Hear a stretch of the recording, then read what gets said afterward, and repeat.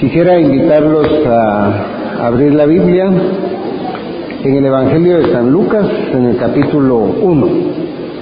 Allí a partir del versículo 39 al 56, ahí vamos a tener nuestra meditación. Lo que tenemos aquí es la visita de María a Elizabeth. Y aquí en este pasaje, hermanos, vamos a encontrar dos aspectos principales. La visita de María trajo como resultado una profecía de Elizabeth para darle revelación a María. Lo que tenemos aquí que va a decir Elizabeth es una profecía.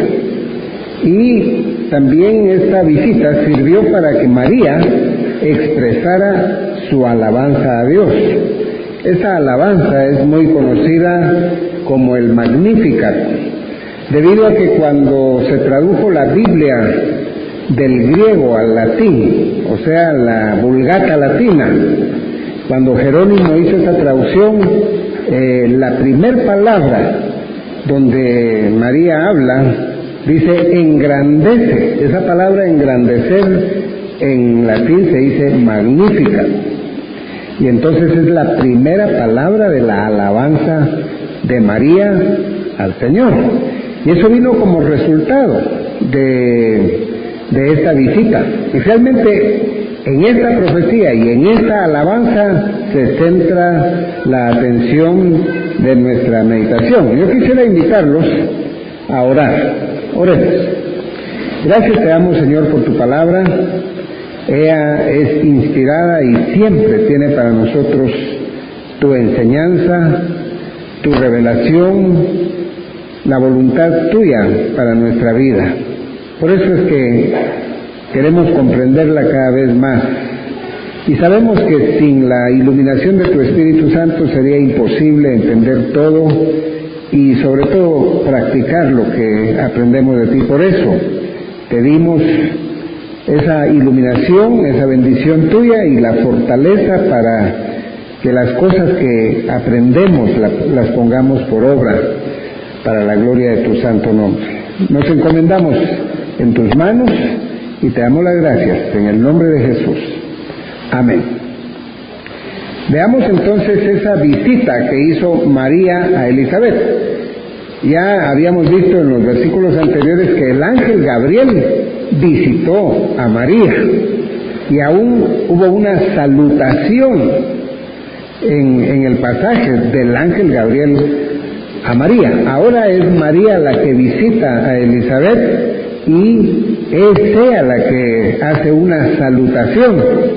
El versículo 39 dice que ocurrió en esos días que levantándose María, eso significa que no es nada más que oyó al ángel Gabriel y ya se fue a visitar a su prima.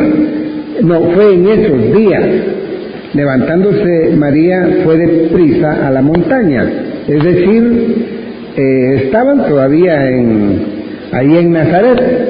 Y solamente lo que pasa es que María vivía en la ciudad y se fue a la región montañosa de la misma localidad, Nazaret. Y dice, a una ciudad de Judá. Y entró en casa de Zacarías y saludó a Elizabeth. Entró en casa del sacerdote y saludó a Elizabeth, su prima. Ella la saludó por varias cosas. Una, porque ella estaba en su casa. Y por otro lado, Elizabeth era de más edad que María. Ustedes saben, ya aún Zacarías decía que estaba entrada en años. Eso significa que Elizabeth tenía unos sus 40 años, 45 años, ya no estaba en edad aún de tener familia. Si no había podido hacer eso a los 20, 30 años, ya no tenían esperanza de ello. En otras palabras, María está aquí comportándose como una persona en Israel que llega a una casa y saluda, no espera que la saluden a ella, porque la persona es más grande a la que ella está saludando, es decir, en edad. Y aconteció, dice, que cuando oyó Elizabeth la salutación de María, la criatura saltó en su vientre. Esta palabra que tenemos aquí habla de ese salto, es literal, es físico, es la palabra griega egaliasen. Egaliasen significa saltar con júbilo, saltar con alegría. Y en el caso de Juan, fue un salto ahí en el vientre de su madre, literal. Se movió la criatura y se sintió ese salto. La criatura saltó en el vientre. Esa fue una de las cosas especiales que pasó aquí. La otra cosa especial es que Elizabeth fue llena del Espíritu Santo. En otras palabras, lo que ella iba a hablar después era por revelación.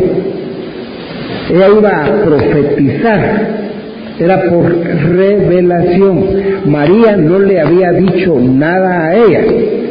María ya había concebido al niño, pero esa concepción tenía días, pocos días. No se le echaba de ver a ella nada.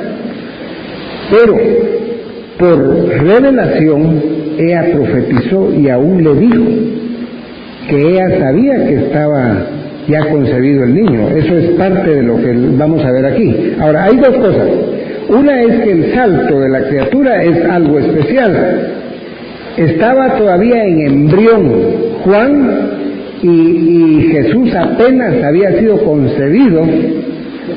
En otras palabras, eran embriones los que había ahí, o si somos más estrictos, Juan era un feto, ya no era un embrión porque tenía más de 3 meses. Pero el niño Jesús sí estaba en embrión, y sin embargo, el niño que ya era más grande, un poquito más grande en volumen, saltó solo por acercarse a la presencia del Mesías ya concebido en María. Esa fue la razón del salto, de que se acercó a aquel que él posteriormente iba a ser su Señor, y Juan iba a ser el servidor de ese ser. Esa es una cosa que realmente es extraordinaria. La otra cosa es la capacidad que tuvo Elizabeth para profetizar, porque esa profecía María todavía no le había dicho nada, y sin embargo la profecía por revelación del Espíritu Santo, ella habló y le dijo cosas a María con el propósito aún de fortalecer a María más, además de lo que el ángel Gabriel le había dicho. Pero en ese momento que Gabriel habló no había concepción todavía. Aquí con Elizabeth ya hay concepción. ¿Cómo lo sabemos? Porque le dice: bendito el fruto de tu vientre. Le dice que ella está esperando un bebé, pero María todavía no le había dicho nada a Elizabeth. Fue una profecía y habló por revelación. Ahora, dice que exclamó a gran voz Elizabeth y dijo: bendita tú entre las mujeres. Le está diciendo bendita porque Dios te escogió para ser la madre del Mesías. En Israel, el amor de las mujeres que se menciona en el Antiguo Testamento era el deseo de ser la madre del Mesías.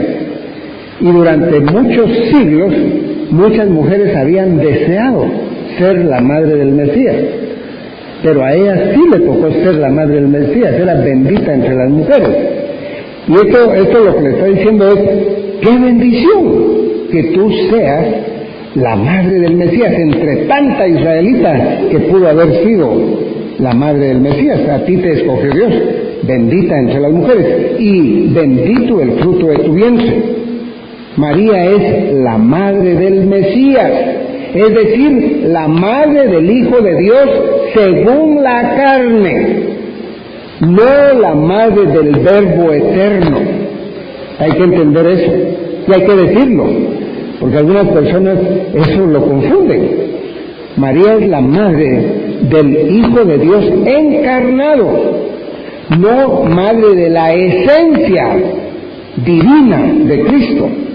Eso hay que entenderlo, y hay que decirlo, porque algunas personas, cuando a María se le dice madre de Dios, piensan que es madre de la esencia de Dios, madre del Padre, del Hijo y del Espíritu Santo.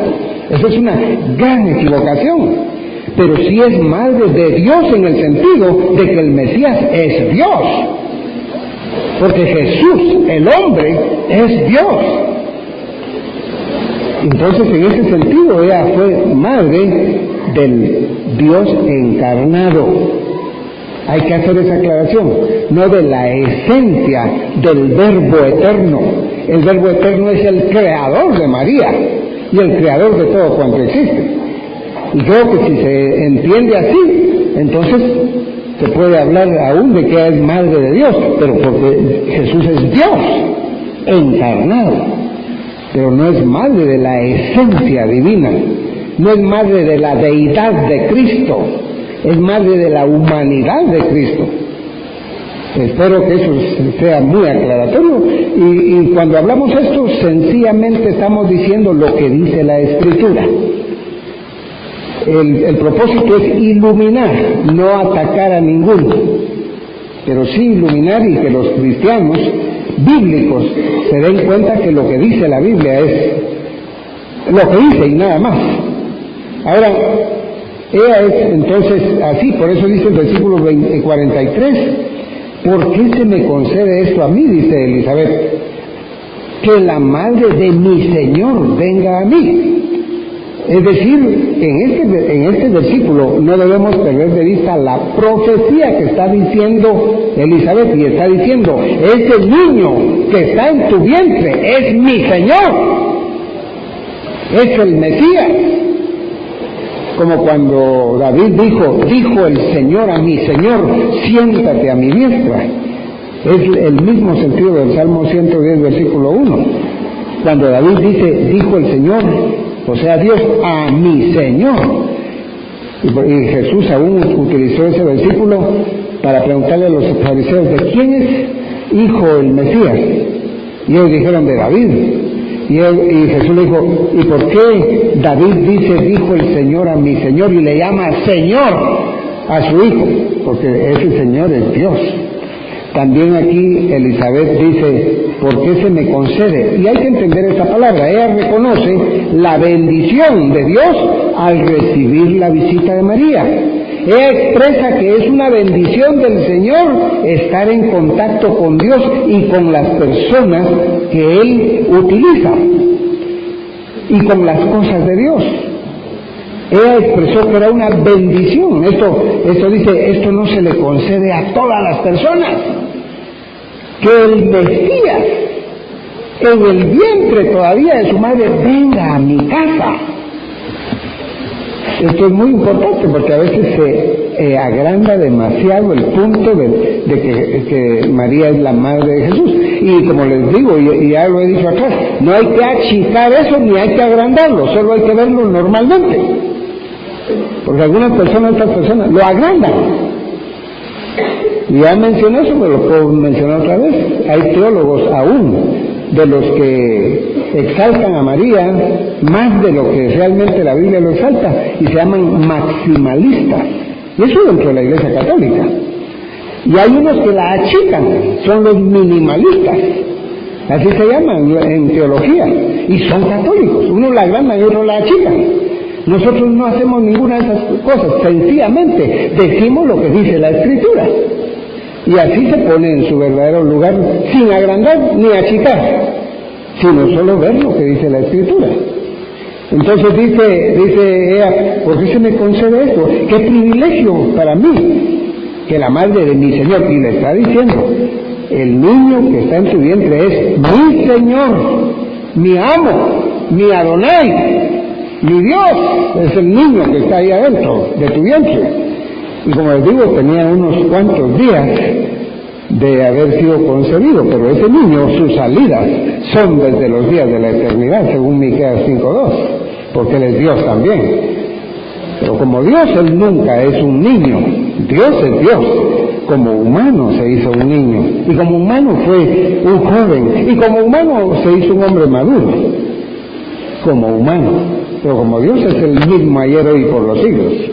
Espero que esto sea claro, porque si no, la doctrina no se entiende, y sí es fácil ser presa de los errores que se cometen en relación a este tema, que como les digo, lo estoy mencionando no atacando, sino aclarando lo que dice la Biblia. Dice el texto en el versículo 44, porque tan pronto como llegó la voz de tu salutación a mis oídos, la criatura saltó de alegría en mi vientre. Esta palabra criatura es la palabra griega brefos, es el bebé, el infante que está en mi vientre, saltó de alegría, de júbilo, al solo acercarse al Cristo que se está humanando dentro del vientre de María. Y bienaventurada, dice todavía la profecía que está dando Elizabeth por revelación, y bienaventurada la que creyó. María es la que creyó. María es la que creyó lo que el ángel Gabriel le dijo. Aquí no es Elizabeth la que creyó, ella tenía ya 6 meses de estar esperando a Juan, y no fue a ella la que le habló el ángel, fue a Zacarías, su esposo. Y Zacarías sí no creyó, y por eso hasta mudo se quedó. Pero María, cuando el ángel le habló, sí creyó. Y esto nos enseña una cosa muy importante, hermanos. Miren lo que quiero compartirles. María era una mujer de fe, creyó. En cambio, Cristo es el objeto de la fe. Cristo no es un creyente, Él es en quien se debe creer. Él es el objeto de la fe. Fíjense bien, hermanos, porque esto es muy importante. María es creyente, María es mujer de fe, pero Cristo es el objeto de la fe, la persona en quien debemos creer. María no es objeto de fe, eso es muy importante. Y por eso dice Elizabeth a María, y dichosa la que creyó. Dichosa eres tú, María, por ser creyente también en los planes de Dios. Pero el hijo que ella iba a tener iba a ser objeto de la fe, en quien hay que confiar, en quien hay que creer. ¿Está claro? Espero que sí. Porque esos son detalles que la Escritura, y ahí está en la Biblia, no se pueden hacer a un lado. Dichosa la que creyó, porque se cumplirá lo que le fue dicho de parte del Señor. Está diciendo todo lo que se te ha dicho, lo que te dijo el ángel, y lo que te estoy diciendo yo en este momento se va a cumplir, es profecía. Así que lo que está diciendo Elizabeth es una revelación. En el versículo 46, María reacciona a todo esto, a lo que le dijo Gabriel y a lo que le está diciendo Elizabeth. Entonces María dijo, y aquí empieza la segunda parte de nuestra meditación, el Magnificat. Es un poema, como lo que dijo Elizabeth, también está en paralelismo hebreo, o sea, está en forma de poesía, lo que dijo Elizabeth. Y ahora lo que dice María está en poesía hebrea también. Tiene hasta 4 estrofas, si uno se pone a ver detalladamente el texto. Y en las 4 estrofas hay una parte en que el Magnificat habla de lo que Dios ha hecho por María. Pero a partir del versículo 51 es lo que Dios ha hecho también por otros, incluyendo a María, pero también por otros. En la primera parte, del versículo 46 a 50, está hablando de lo que Dios ha hecho por María en forma muy personal. Y por supuesto lo que ha hecho es que la ha escogido para ser la madre del Mesías. Y esto tiene unas revelaciones y unos conceptos de María respecto al privilegio que le dio Dios. María aquí no va a hablar de que ella es muy grande, que es muy importante, sino va a hablar de que hasta ni digna es de que Dios le dé semejante revelación. Dice el versículo 46, entonces María dijo, engrandece mi alma al Señor. Y este Señor que está aquí está hablando de Dios el Padre. Ya hemos mencionado que la primera palabra es por lo cual este poema se llama el Magnificat. En griego es la palabra megalune, engrandece mi alma al Señor, y mi espíritu se regocija en Dios mi Salvador. Alma y espíritu. Algunos ven diferencia entre esas dos palabras. Nosotros vemos que son sinónimos, y lo que está diciendo es con qué se debe adorar a Dios. Con el alma, con el espíritu, con lo más hondo del ser. Obviamente el cuerpo también debe adorar a Dios, pero el cuerpo podría tener asuntos puramente exteriores. Si el cuerpo es movido por el alma y el espíritu, está bien. Y ella dice, engrandece mi alma al Señor, a Dios el Padre.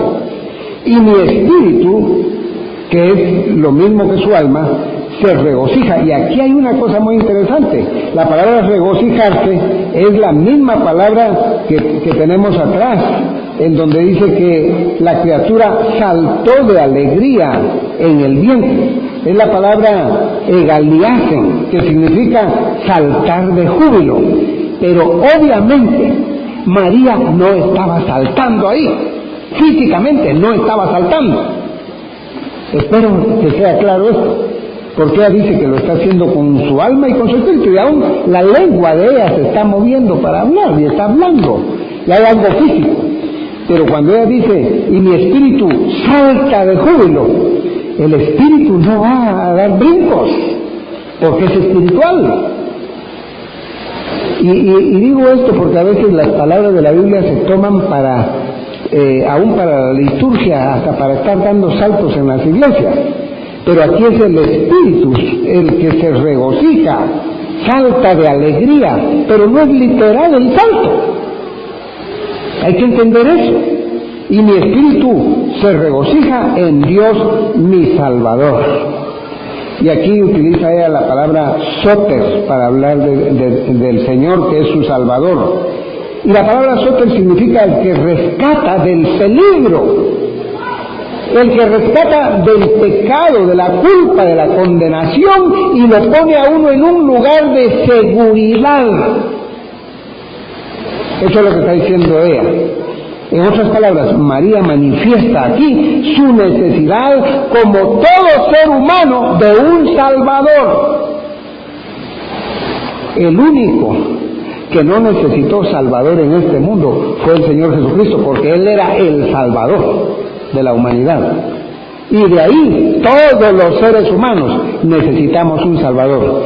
Y la misma Madre del Señor Jesús dice, mi espíritu se regocija en Dios mi Salvador. Yo necesito también un Salvador. Eso está diciendo María aquí. Nosotros no estamos inventando absolutamente nada. Dice en el versículo 48, hablando siempre María de esto que está pasando. Dice, porque, y esa palabra porque nos va a introducir a una razón, la razón por la que María alaba a Dios, porque ha mirado la bajeza de su sierva. Ha mirado, esa palabra bajeza, debemos traducirla pequeñez. Ha mirado, puso sus ojos, esta palabra mirado se puede traducir, puso sus ojos. Dios notó, es la idea, ha notado, ha mirado la bajeza, la pequeñez de su sierva, contempló la pequeñez de su sierva.